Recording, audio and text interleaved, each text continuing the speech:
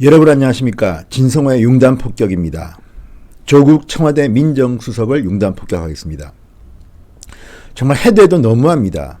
문재인 정부의 7명의 장관 개각에 이어서 이번에는 헌법재판소 재판관 이미선까지 왜 이런 사람들을 자꾸 추천하는 겁니까? 대통령께서는. 어쨌든 지금 오늘 오전까지 정말 이미선 후보자에 대한 기사들이 차고 넘쳤습니다. 정치뉴스 가장 많이 본 기사들이 쭉 이미선이었습니다. 심지어 여권에서도 왜 이렇게 주식이 많은 것이야? 뭐 이런 탄식들이 터져나왔습니다. 야당은 맹공을 퍼붓고 있지만 여당 내부도 지금 부글부글 끓는 모양입니다. 이런 가운데 경실련에서 성명서가 나왔습니다. 경실련도 열을 많이 받은 모양입니다. 경제정의 실천시민연합, 여러분 이 단체의 성격은 잘 아실 겁니다. 보수단체 아닙니다. 그런데도 불구하고 경실련조차도 청와대 인사에 대해서 이제 불만이 폭발했습니다. 오늘 긴급 성명서를 냈습니다. 이미선 헌법재판관 후보자의 자진 사퇴를 요구했습니다. 그리고 청와대 인사검증 라인에 대한 문책도 촉구했습니다. 조국 민정수석이 책임지라는 이야기입니다. 조국 민정수석에 대한 애정심이 경실련 있는지 모르겠지만 조국이라는 이름을 내세우지는 않았지만 청와대 인사검증 라인에 대한 문책을 촉구했습니다. 사실상 조국 물러나라는 이야기입니다. 자, 경실련은 오늘 이미선 후보자 자진 사퇴하라는 제목의 성명서를 냈습니다. 사회적 소수와 약자의 권리 보호에 최선을 다해야 할 헌법재판관이 과도한 주식을 보유하고 있다는 점은 국민의 정서와 상당한 괴리가 있다. 단순 주식 보유 규모의 문제를 넘어 내부정보 활용 여부와 단기 거래 등 주식 투기 논란이 일고 있다. 헌법재판관이 주식 투기 의혹에 휘말린 것은 자격이 없으므로 이 후보자가 자진 사퇴하라 이렇게 경실련은 주장했습니다.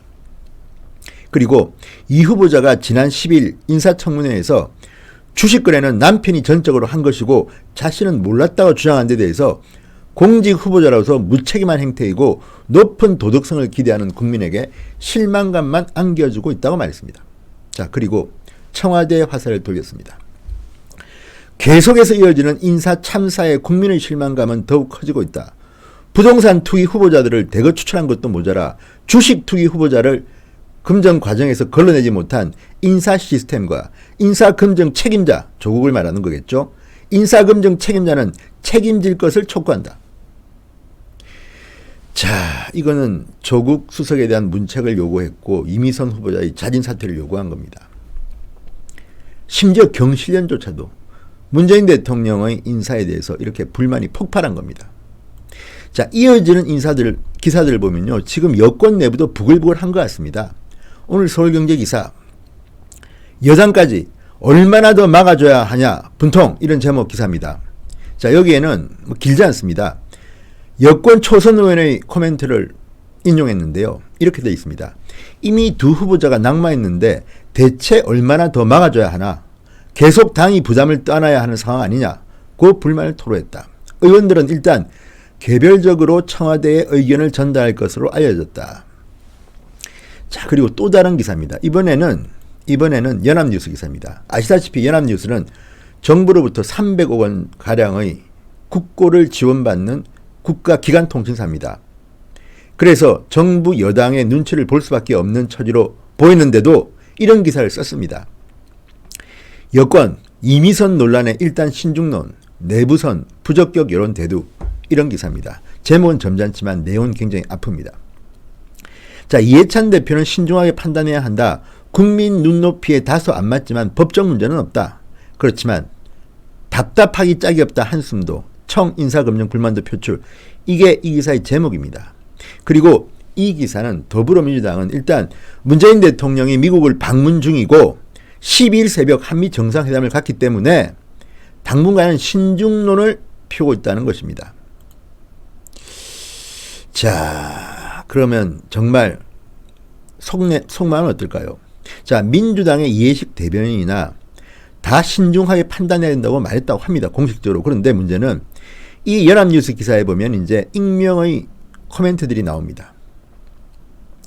자, 봅시다. 이렇게 쓰고 있습니다. 민주당 핵심 관계자는 연합뉴스 통화에서 자진 사퇴로 정리해서 빨리 매듭을 짓는 게 낫다. 질질 끌면 불통으로 보일 우려가 있다고 말했다. 의원들이 개별적으로 청와대의 의견을 전달할 것으로 보인다. 조국 청와대 민정수석의 책임론으로 이어질 텐데 이런 문제를 미리 다 알았을 텐데 아쉬움이 있다고 덧붙였다.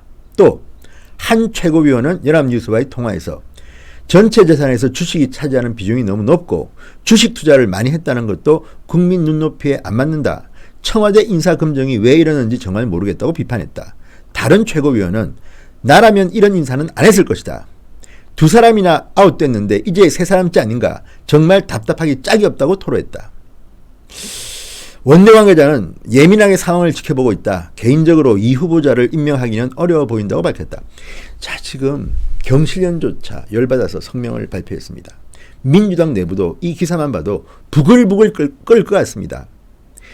문재인 대통령의 불통 인사로 말미암아 지금 청와대와 민주당은 위기에 빠졌습니다.